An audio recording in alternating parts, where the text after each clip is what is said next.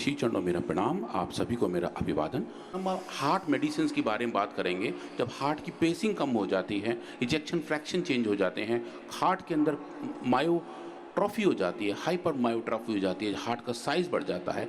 दिल बड़ा होना अच्छी बात है स्वामी जी, पर फिजिकली दिल का बड़ा होना अच्छी बात नहीं है। तो अगर वो हो जाए तो उस दौरान जो औषधियाँ दी जाती हैं, सिंथेटिक वर्ड की जो दवाएं हैं स्वामी जी, उनका मोड ऑफ एक्शन क्या है और उनके लंबे समय के इस्तेमाल से कौन कौन से दुष्प्रभाव हैं स्वामी जी, हम वो देखेंगे। और बाद में हम देखेंगे Swami ji as a comparative study हृदयामृत बटी, अर्जुन घनबटी और कार्डियोग्रिड गोल्ड किस तरीके से हमें वही ट्रीटमेंट बेनिफिट बहुत ही अच्छे तरीके से बगैर किसी दुष्प्रभाव के साथ देते हैं स्वामी जी, वो आज हम देखेंगे।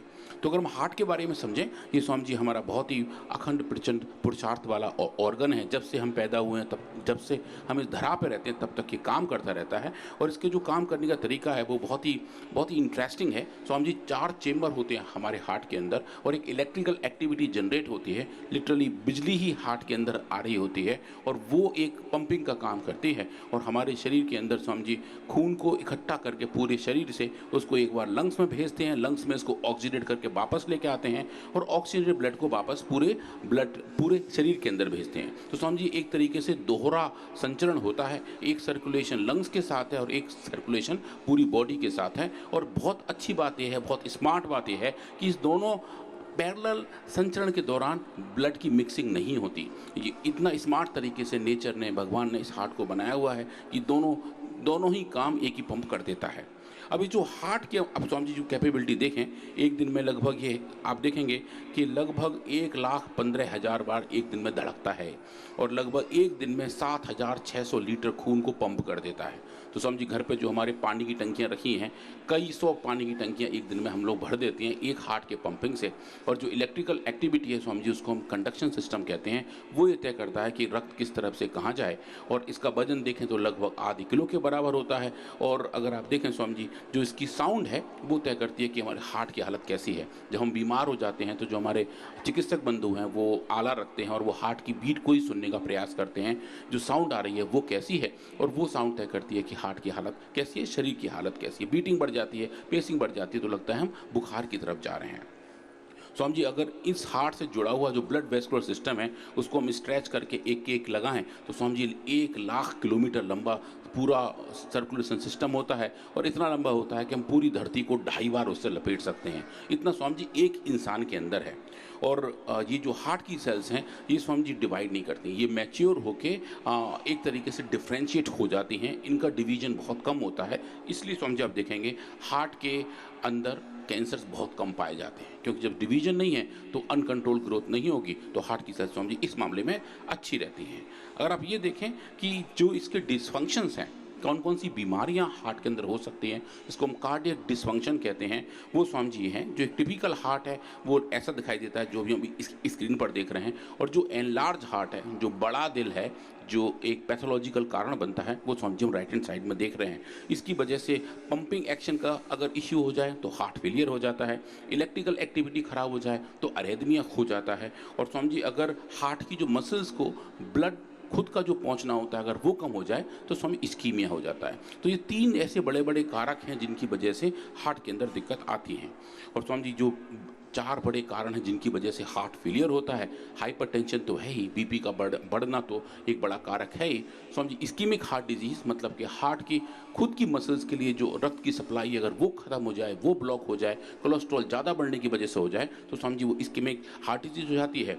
दूसरी स्वामी जी एक है वेल्वुलर हार्ट डिजीज़। हार्ट के अंदर स्वामी जी वॉल्व्स होते हैं ताकि जो रक्त है वो एक टाइप का रक्त दूसरे से मिक्स ना हो, तो वो जो उनको सेपरेट करने की दीवार हैं, जो वॉल्व्स हैं, अगर वो उस वॉल्व के अंदर दिक्कत आ जाए, कभी कभी मत कैल्शियम का डिपोजिशन हो जाए या उनकी फंक्शनैलिटी खराब हो जाए तो स्वामी जी वो हार्ट के वॉल्व भी चेंज करने पड़ जाते हैं। गांव की भाषा में बोलते हैं कि जी दिल के बल्ब बदले गए हैं, तो वो बल्ब नहीं स्वामी जी, वो वॉल्व्स ही होते हैं। और वो जो वॉल्व्स के अंदर की इश्यूज़ हैं वो वेल्वोपैथीज़ हैं, स्वामी जी वो भी एक बड़ा इश्यूज़ है जो हार्ट को परेशान करता है।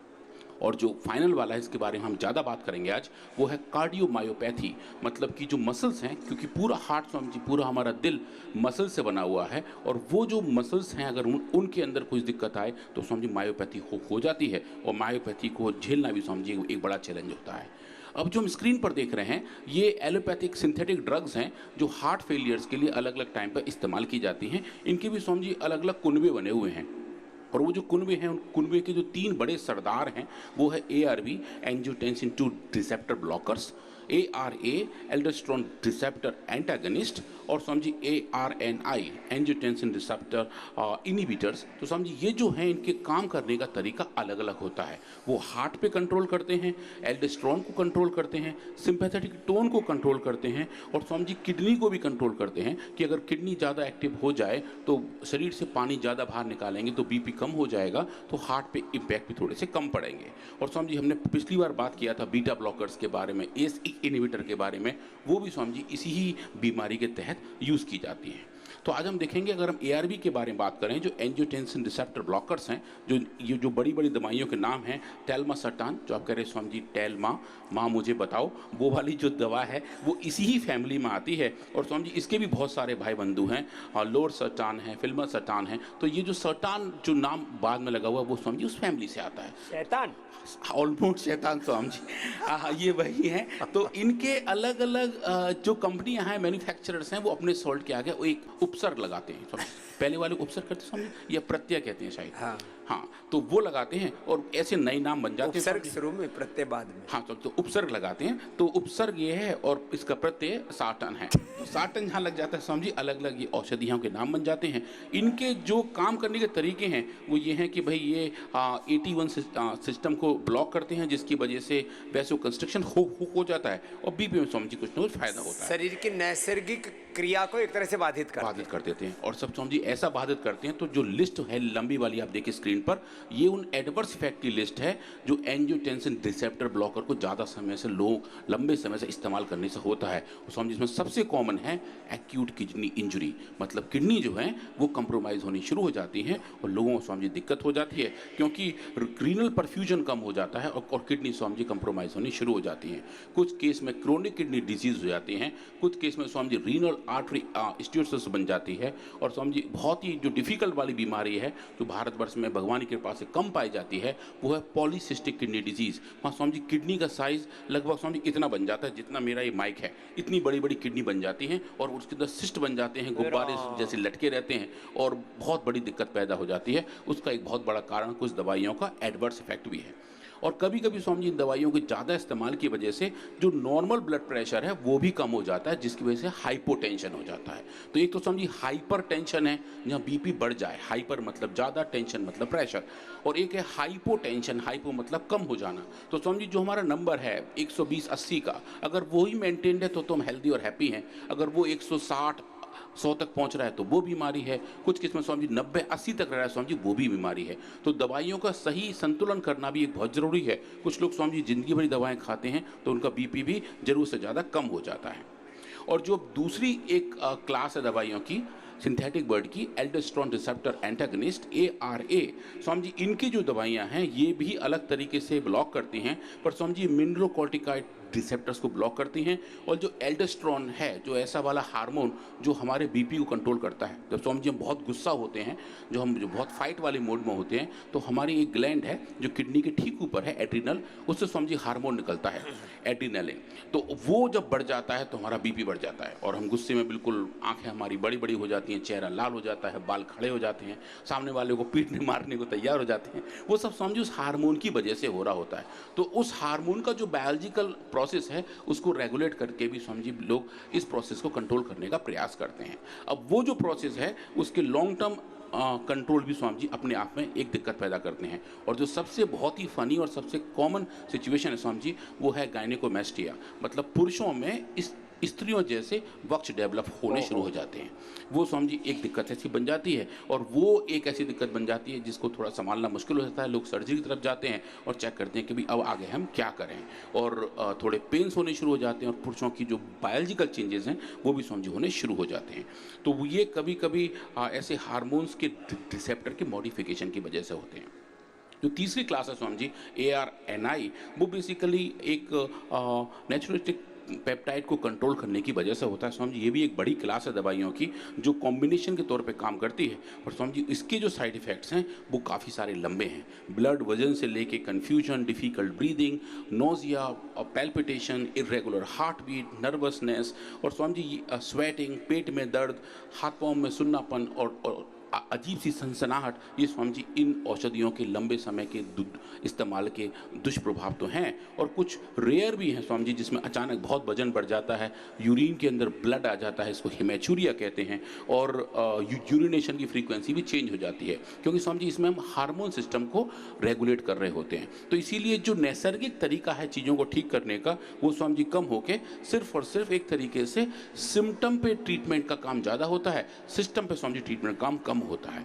तो अगर हम ये देखें कि अगर इसको हमें मैनेज करना हो तो हमारे पास नेचुरल तरीका क्या है, तो स्वामी जी जितनी सिंथेटिक ड्रग्स हैं, एलोपैथिक मेडिसिन हैं जो कार्डियक डिसफंक्शन के लिए इस्तेमाल की जाती हैं, वो स्वामी जी एक तरीके से त्वरित चिकित्सा के तौर पर ज़्यादा इस्तेमाल की जाती हैं कि इनको खाएंगे तो हमें तुरंत ट्रीटमेंट बेनिफिट मिलेगा। पर वो स्वामी जी एक तरीके से सिम्टम को ही रेगुलेट कर रहे होते हैं, सिस्टम को रेगुलेट नहीं कर रहे होते हैं। जो बीमारी का कारण है स्वामी जी वो दवा रहता है, ऊपर से स्वामी जी हम उसको कवर अप कर रहे होते हैं। जैसे स्वामी जी कहीं हम जा रहे हैं और बहुत बड़ा कूड़े का ढेर दिख रहा हो, उस पर हम एक कारपेट बिछा दें तो कूड़ा तो स्वामी जी ढक गया, पर उसके नीचे जब वो सड़ना शुरू करता है तो उसकी बदबू बहुत दूर तक जाती है। कूड़ा गंदगी ढकने का काम कर रहे हैं। हाँ स्वामी जी, तो वो एलोपैथी की हम ये सिंथेटिक दवाइयाँ खा खा करके, इसलिए कहते हैं एलोपैथी की दवाइयाँ बीमारी को दबा देती हैं, सप्रेस कर देती है। तो वो जो सप्रेशंस हैं उनसे निकलने के लिए स्वामी जी जो अच्छा ऑप्शन हमारे पास है, जो नेचुरल मेडिसिन हैं, जो प्रकृति से ड्राइव्ड हैं और हमारे जिस पंच महाभूत से हमारा शरीर बना हुआ है उसी पंच महाभूत से स्वामी जी ये दवाएं बनी हुई हैं, क्योंकि ये भी नेचुरल हैं। और जब हम इनकी बात करते हैं तो ये स्वामी जी बगैर किसी एडवर्स इफेक्ट के साथ आती हैं, इन्हें लॉन्ग टर्म तक इस्तेमाल किया जा सकता है, इनकी अपनी सेफ्टी बहुत अच्छी है और जो बीमारी का रूट कॉज है स्वामी जी वहाँ पे जाके उस बीमारी को ठीक करती हैं, उस बीमारी को डी रूट करती हैं ताकि भी उस बीमारी से हम लड़ पाएँ और लड़के जीत पाएँ। तो समझिए ये औषधियाँ हैं हृदयामृत बटी, कार्डियोग्रिड और अर्जुन घनपटी। तो स्वामी जी हम कुछ डेटा देखेंगे कि जिस पाथवे पे जो सिंथेटिक वर्ड की दवाएं काम करती हैं उन्हीं बायोलॉजिकल पाथवे को इस्तेमाल करके हम ये दवाइयाँ को भी इस्तेमाल कर सकते हैं जो हमारे सिस्टम को हेल्दी, हैप्पी और फिट रख सकते हैं। तो आज हम बात करते हैं हृदयामृत बटी के बारे में, जिसके अंदर अर्जुन है, मकोय है, पुनर्नवा है, निर्गुंडी है, रासना है, गिलोय है, चित्रक है, नागर मोता है, बाई बिडंग है, छोटी हरड़ है, अश्वगंधा है और पीपला फूल है। ये एक्सट्रैक्ट्स हैं जो इस औषधि के अंदर मिले हुए हैं, जो अच्छे कार्डियोटॉनिक्स हैं, मतलब हमारे हार्ट को टॉनिक के तौर पे हेल्प करते हैं और हार्ट फंक्शन को अच्छा रखते हैं। तो समझिए अब देखें हमने जो बहुत अच्छा इसमें काम किया था, हृदयामृत बटी के कुछ ऐसे एक्सपेरिमेंट किए थे और पाया कि अगर हम हार्ट की सेल्स को अपने लैब में ग्रो करें और उनको आइसोप्रोटेनॉन नाम का एक कंपाउंड देकर हाइपरट्रॉफी इंड्यूस करें, हार्ट की सेल्स को और मोटा मोटा कर दें और उनके अंदर जो ऑक्सीडेटिव स्ट्रेस पैदा हो रही है, जो उन सेल्स की लेंथ लंबी लंबी हो रही है, क्या हम उसको रेगुलेट कर सकते हैं। और स्वामी जी हमने पाया हृदयामृत बटी एग्जैक्टली यही काम करता है।